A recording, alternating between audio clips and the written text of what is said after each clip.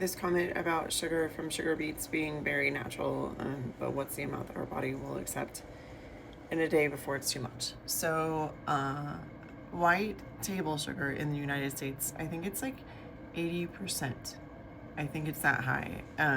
They talked about it at the Western Stock Show here in Colorado 2 years ago in one of the education lessons. So 80% of it comes from sugar beets. So the problem is they're still processing it, and it doesn't come with the fiber that sugar beets have in them, right? So it becomes a sugar that is just, basically like pouring corn syrup down your throat.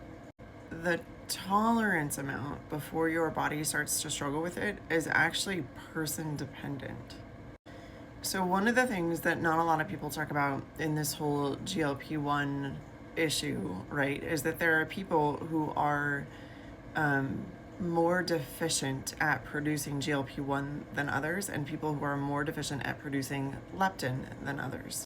So when you're looking at a genetic test, the genes that you want to look at are the GLP-1R, CGWFS1, and PCSK1.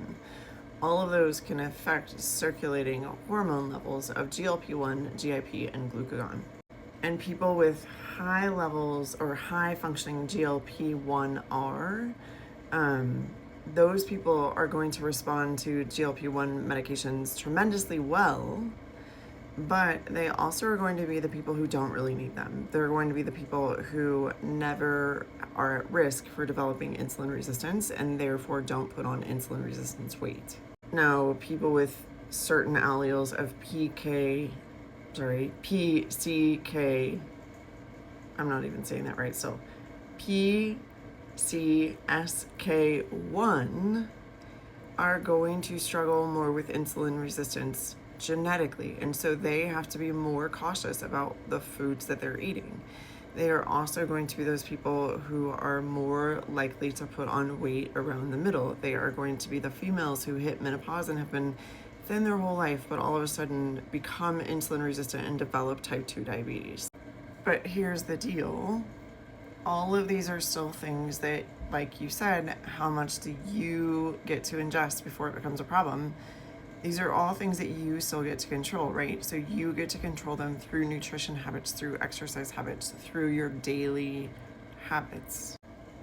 And that's the important part to remember. So your genetics play a role in how much sugar you can consume daily and not have issues with things like insulin resistance and diabetes.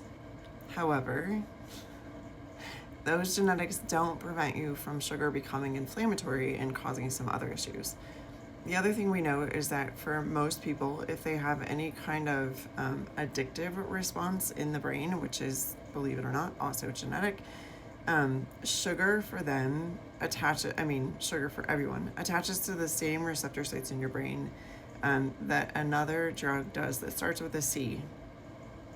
That is also, in its base form, all natural and comes from a plant. But we know that that drug can become very dangerous for people.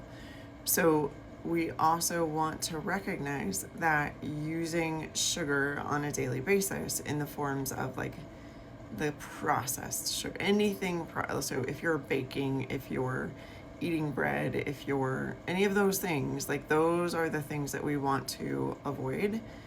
And I would even say take in moderation for most people. If you're thinking about, I need to get 35 to 45 grams of fiber a day, 95% of that should come from vegetables and a little bit of fruit. It shouldn't come from breads, pastries, baked goods.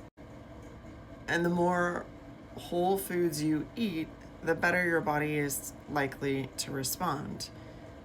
But there's this whole issue of people not really eating as many vegetables as they should, and so they're filling those spots for carbohydrates with fruit, which also, yes, it's sugar, and yes, I understand that it has fiber with it, but for some people, it's still the wrong type of sugar. And what I teach in my programs with people who we are looking at reversing insulin resistance is a way to eat in a strategic format that allows them to tolerate more fruit in their diet, in their nutrition plan, but makes sure that they are getting enough vegetables and they are getting enough protein first. One of the other things that can significantly change how your body processes sugar is whether or not you have enough fiber with it, and also your healthy fat consumption. That can change how your body processes sugar. So it's not as simple as how much can you eat in a day and have your body accept it. It literally is person to person dependent.